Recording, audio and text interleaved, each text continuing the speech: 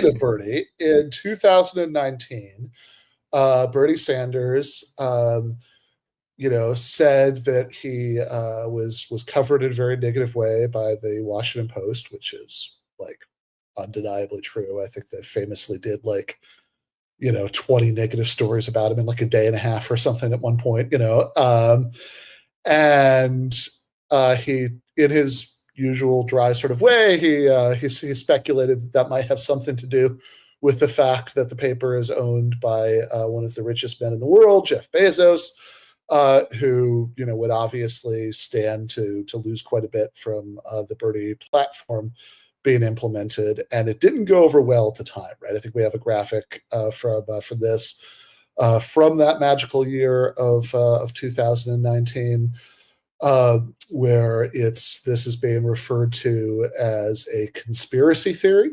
right? Washington Post editor attacks Bernie Sanders' conspiracy theory, and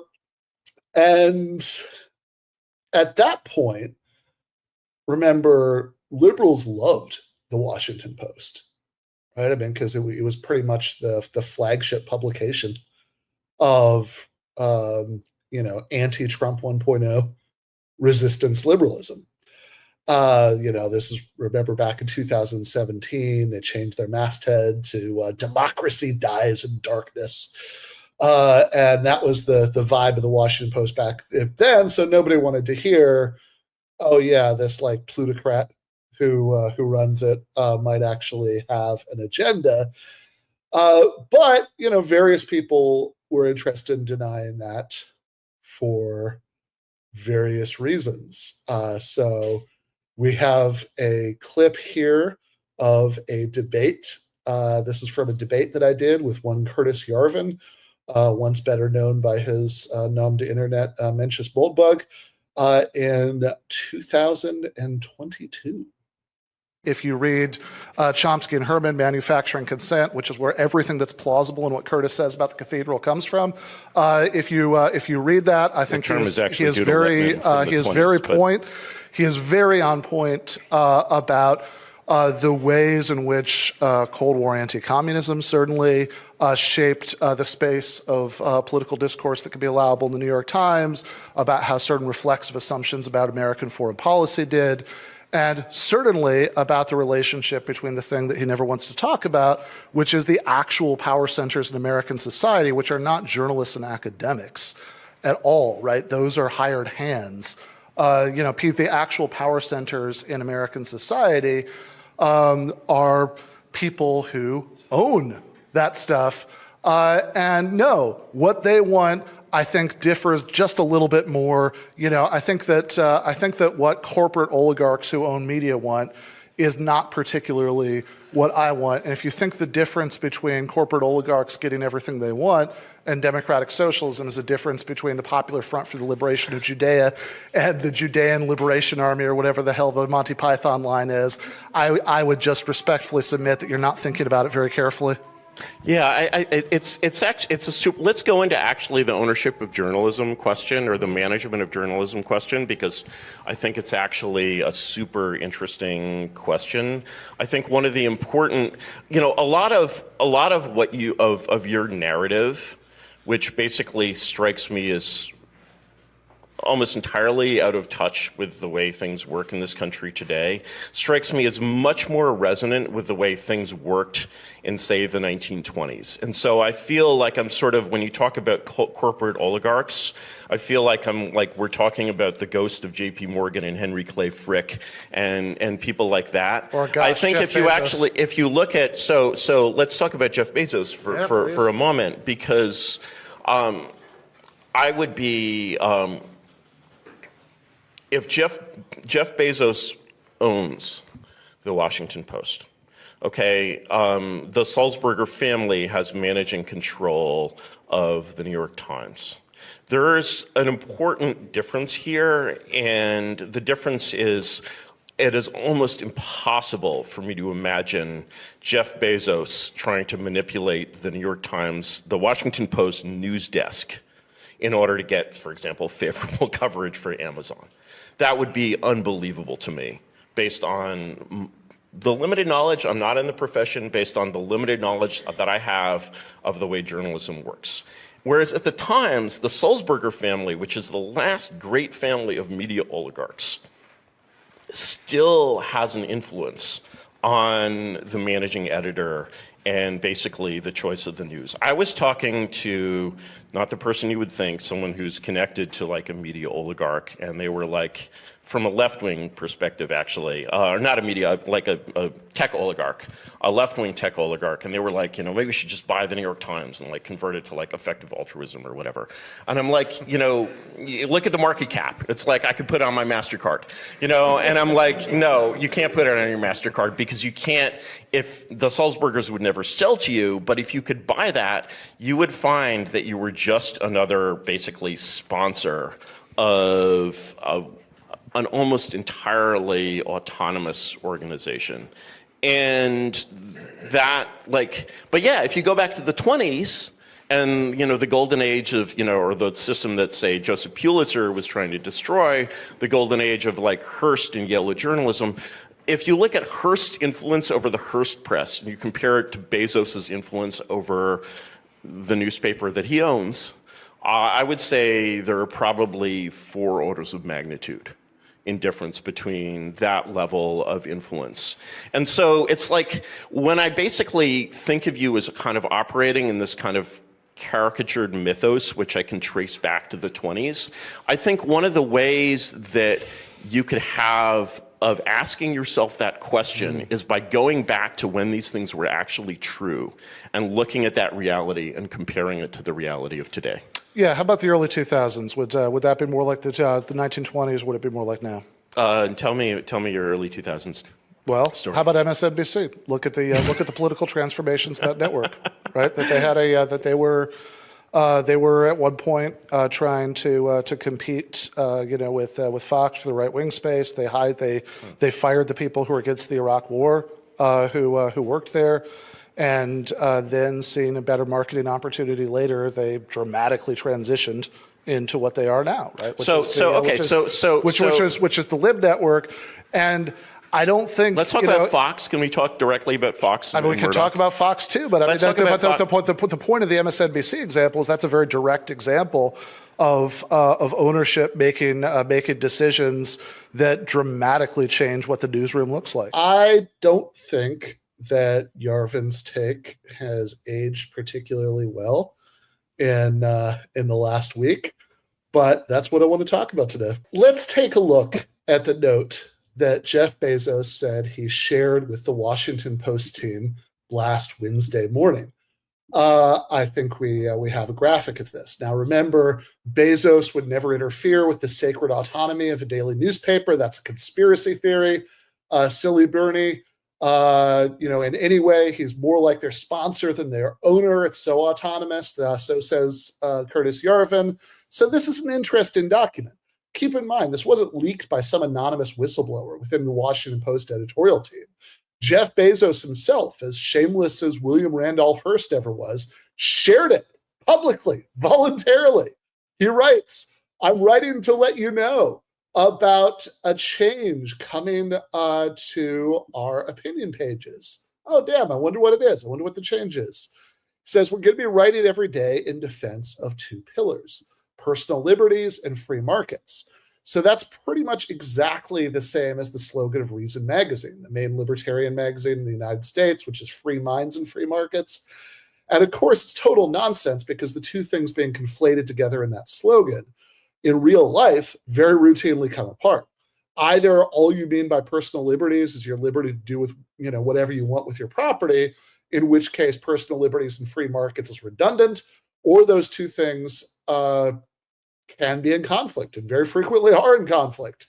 Because when you say personal liberties, if you mean freedom of thought and open debate, the kind of thing John Stuart Mill was talking about in On Liberty when he went on and on about what a disservice we're doing to ourselves if we don't see all the arguments on every side and we can't reason it through, then if that's what you mean, letting billionaires use their market freedom to buy up the means of exchanging information so they can decide which views the rest of us are exposed to, would seem to pretty fucking directly undermine that kind of personal liberty. Granted, some hardcore deontic libertarians would say that, freedom, or maybe all the freedoms that matter, are reducible to property rights. You start by owning yourself, your body, and your labor, and then you extend that to the external world by mixing your labor with unowned objects. And that labor mixing view always seemed like a bizarre and frankly sort of childlike way of thinking about what counts as justice in the distribution of resources to me. A little bit like two, boys arguing about who gets to keep some toy, and one of them saying, I spit on it, so it's mine now. Or, my miniature schnauzer Lucy's theory of property rights, which is that she comes to own things by peeing on them. But really, the more fundamental absurdity is conceiving of your rights over yourself as ownership rights. I absolutely agree that personal autonomy is very important, but there's no internally consistent way of seeing personal autonomy as a kind of property ownership over your body or your labor without embracing some really grotesque consequences. For example, if I own something, just like you can't make me give it to you if I don't want to give it up, you also can't make me keep it if I decide to sell it. Sometimes specific contracts might forbid resale, but that's something that has to be signed away, because normally the right to sell something is absolutely part of what we mean by saying that you have ownership rights over it.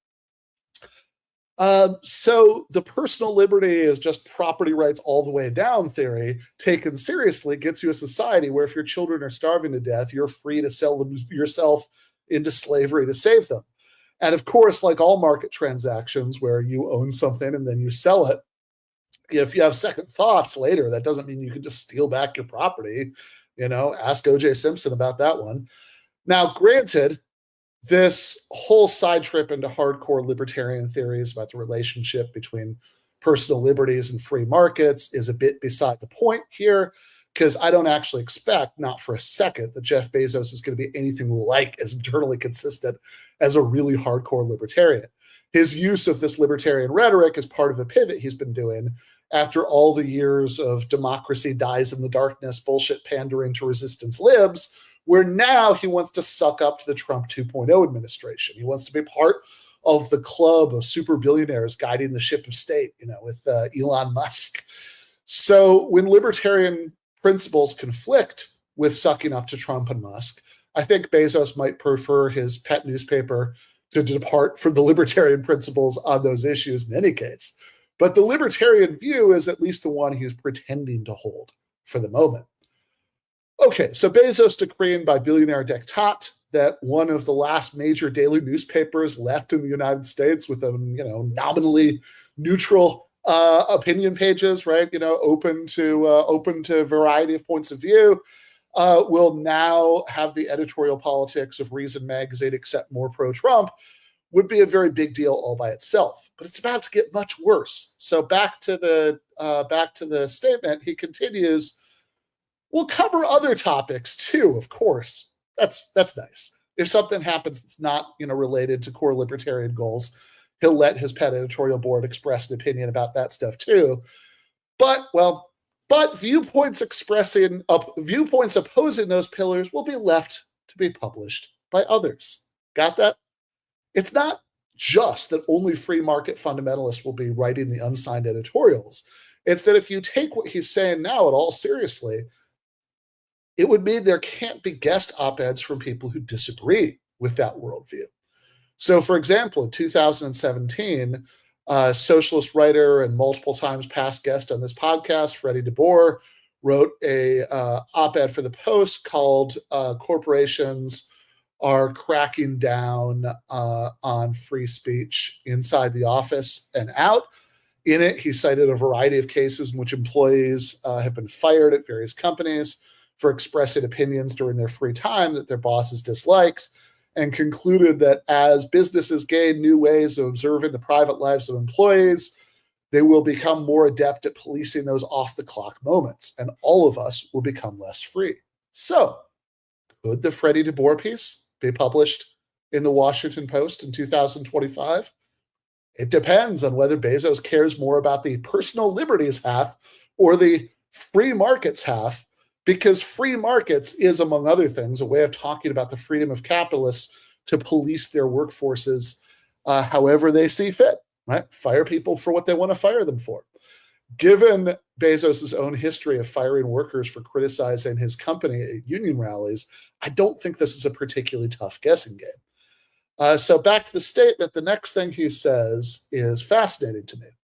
He writes, there was a time when a newspaper, especially one that was a local monopoly, might have seen it as a service to bring to the reader's doorstep every morning a broad-based opinion section that sought to cover all views. Today, the internet does that job. And then there's continues on the next. I am of America and for America and proud to be so. Our country did not get here by being typical. And a big part of America's success has been freedom in the economic realm and everywhere else. Again, totally conflating those things. Freedom is ethical. It minimizes coercion, and practical. It drives creativity, invention, and prosperity. Got that? First, he says that newspaper op-ed pages have become so unimportant that it doesn't even matter that he's now excluding any and all criticism of free markets from one of the biggest newspapers in the United States. Next, he tells us that it's important to devote those pages to prosecuting the case for the free market because the pro-market position is correct and important, right? That it's, crucial to America's success. So wait a second, if the internet does such a good job bringing people a diversity of views that it doesn't even matter if they get that diversity on newspaper opinion pages, why not leave promoting free market fundamentalism to the internet? Pretty clearly, Bezos understands that he is, in fact, giving his preferred political point of view a massive boost by excluding all dissent from that point of view from the major national newspaper he used his economic power to buy. He put it on his MasterCard. Although, in fact, given the sheer size of Bezos' fortune, those hundreds of billions of dollars, it's a much less significant expense to him than most people's MasterCard bills are for them. He can just buy the newspaper and do a nationwide version of what he might do at an Amazon warehouse that was facing a unionization drive and hold a captive audience meeting where the other side is not allowed to have its say. As I said in the article that I wrote about this for Jacobin, the whole thing is a striking confirmation that when billionaires buy newspapers, they're not just investing in a product they think will make them money. In fact, the newspapers often bring in very little money or might even lose money. They're buying ideological bodyguards. But happily, we're here on the internet, where, as Bezos notes, a broader range of views are allowed than he now permits at the Washington Post. So let's take a moment to marvel at how awful his arguments are. So going back to the statement, he says, freedom is ethical. It minimizes coercion and practical. It drives creativity, invention, and prosperity. So let's start with the second half, is the kind of market freedom he's talking about, which again, in practice means the freedom of bosses to severely limit the freedoms of the working class majority of society, necessary to bring about creativity, invention, and prosperity. I think it's true enough and fair to acknowledge that there's a certain kind of coordination task between production priorities and fine-grained consumer preferences that we currently don't know how logistically to pull off without some kind of market mechanism. Maybe in the future, really advanced AI will bring us red plenty. But for now, we might need some level of market mechanisms. But that's a very different thing from the free market, right? In the sense that he's talking about. For one thing, it's completely compatible with workers' control of the means of production. I mean, even if we do need a market sector to do certain things, it could be a market sector of worker cooperatives. And we've empirically established that there are lots and lots of things that the state can, centrally plan perfectly well. Healthcare, education, right? These, transportation, right? These are things that the evidence is in. We've been doing these experiments for many decades. And these actually can be, very well planned with much better results outside of the market. And this business about creativity and invention and prosperity, this is just not a serious analysis of even how actually existing capitalism works. So, as I think I said last time, basically the only TED Talk that I ever encourage anybody to watch is the one that Mariana Mazzucato does about her book, The Entrepreneurial State, because one of the things that she does is, she takes out, iPhone and talks about, look, all the things that make this thing a smartphone, not a dumb phone, of which almost none, right? Basically none are actually creditable to the free market. Right? Let's break it down. Touchscreen technology, global positioning system technology, the internet itself, all of the keyboard. All of these things came from either research at the Defense Department or in public universities or in various kinds of technological initiatives that were getting big grants from the federal government, right? The free market didn't do any of that stuff. It's just that robber barons like Jeff Bezos and his new friend Elon Musk were allowed to privatize so much of the profit that resulted from these innovations. And the thing about minimizing coercion is even more of an insult to his readers' intelligence. All distributions of scarce resources are necessarily backed with coercion, right? Because if your property rights aren't backed with some sort of coercive mechanism, then they're just suggestions. A no trespassing sign is every bit as much of a threat to use coercion, whether from the guy sitting on the porch with the shotgun or from a call to bring in armed agents of the state, as a no trespass, as a letter from the IRS about back taxes is an implicit threat of coercion. In fact, the first one is a lot more likely to actually get you in direct contact with armed agents of the state than the second one. And I'm not saying it's not okay to ever have no trespassing signs on anything, right? I'm saying that if we're going to have a serious discussion about these things, you have to start from the acknowledgement that coercion is not the issue. Any possible distribution of scarce resources is going to be backed by some kind of coercion. That's just the deal. The real debate is never coercion versus no coercion. That's always a red herring. The real debate is always about which distribution of scarce resources is going to be coercively enforced. And again, you can have like a Lockean theory of that, say, whatever distribution comes from letting the ships fall where they may in a free market, that's the one that we should be enforcing. Yeah, okay, you can do that. I don't think that's particularly plausible. I think egalitarian theories are vastly more plausible. It would be nice to be able to have that debate, whether on the level of socialism or even stuff like, are unions good? Is a regulatory state good? Is it perhaps bad that Doge is taking a flamethrower to the regulatory state? It would be nice to be able to have that debate in the pages of what had been one of the last two major national daily newspapers where you could have that debate, right? Because look, there are not very many of those. Just, the LA Times, for example, is not something you're ever going to see sold in New York. I've never, I lived in New Jersey for several years. I never once saw anybody selling the LA Times there.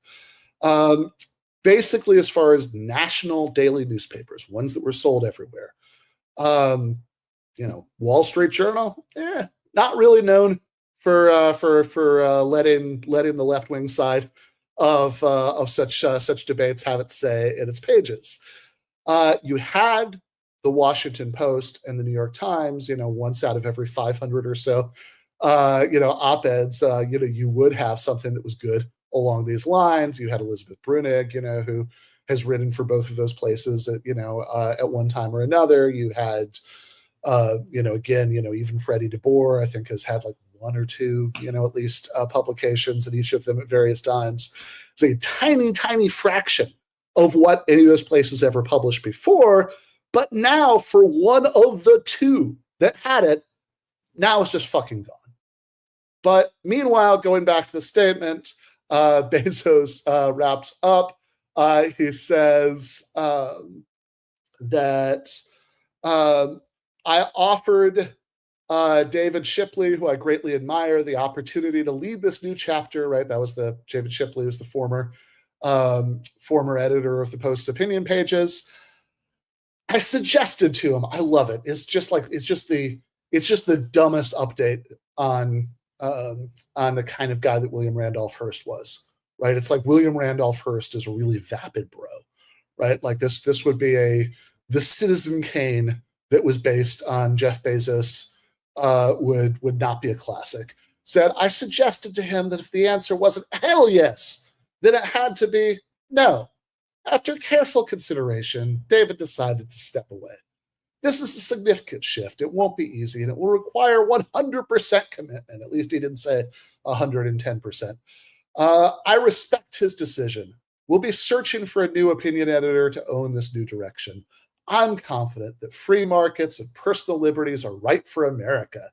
Awesome, right? Again, imagine the right's reaction if he'd said the opposite, that he was no longer going to let anybody who is, affiliated with the Republican Party, for example, onto the Washington Post opinion pages because he was confident that rejecting conservatism was right for America. Just, take a second to think about how that would play out. Or if Salzberger did that at the New York Times.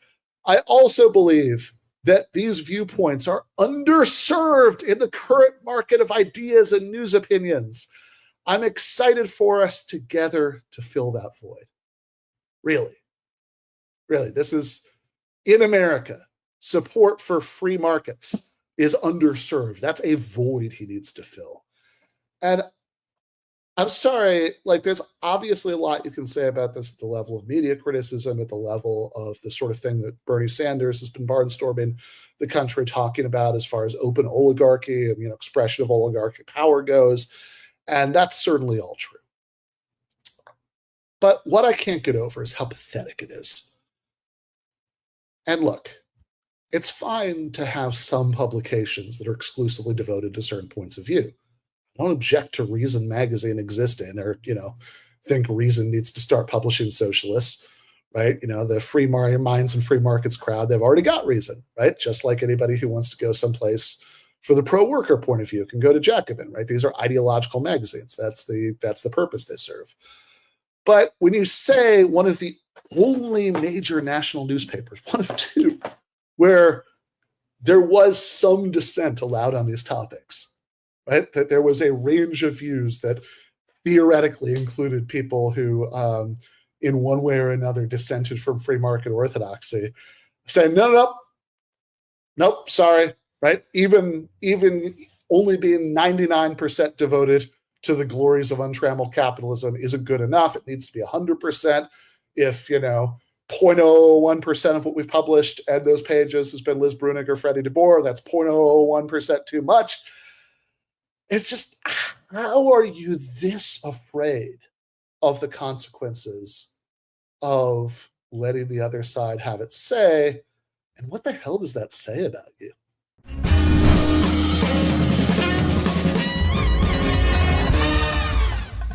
You have been watching free public content from Give Them an Argument.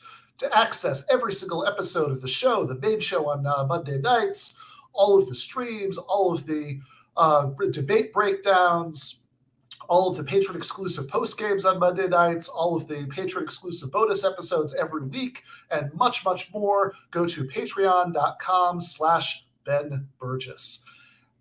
I cannot resist ending this with, don't be foolish.